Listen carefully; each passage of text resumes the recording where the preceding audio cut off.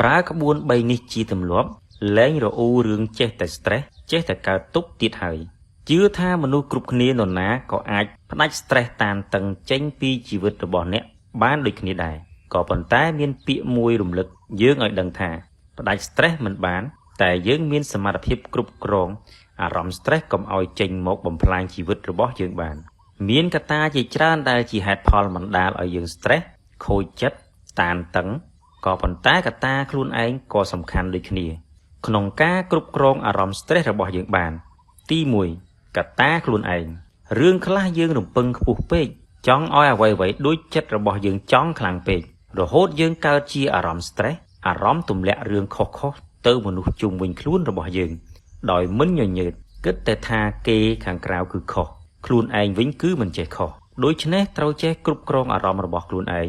មានបញ្ហាអ្វីត្រូវនិយាយត្រង់ទៅត្រង់មកជាមួយមនុស្សដែលយើងមានអារម្មណ៍ថាទើសចិត្តមានអារម្មណ៍ថាមិនសប្បាយចិត្តនៅអ្វីដែលគាត់កំពុងតែធ្វើដាក់យើងពេលខ្លះការនិយាយគ្នាបែបត្រង់ទៅត្រង់មកវាអាចធ្វើឲ្យយើងយល់ពីគ្នាទៅវិញទៅមកនិងកាន់តែមានការដោះស្រាយបញ្ហា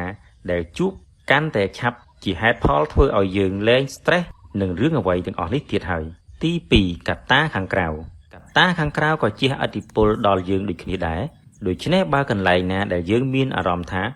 មិនស្រួលមានអារម្មណ៍ថាធ្វើឲ្យជីវិតរបស់យើងនៅមិនសុខមិនរីកចម្រើនជាពិសេសបញ្ហាចេះតែកើតមានមិនឈប់គួរតែព្យាយាមចាកចេញឲ្យបានឆាប់កាន់តែល្អទី3កត្តាជំរុញចិត្តមានមនុស្សជាទីស្រឡាញ់នៅក្បែរមានមនុស្សដែលអ្នកអាចយកគាត់ធ្វើជាកម្លាំងចិត្តធ្វើជាធម៌ពលបាន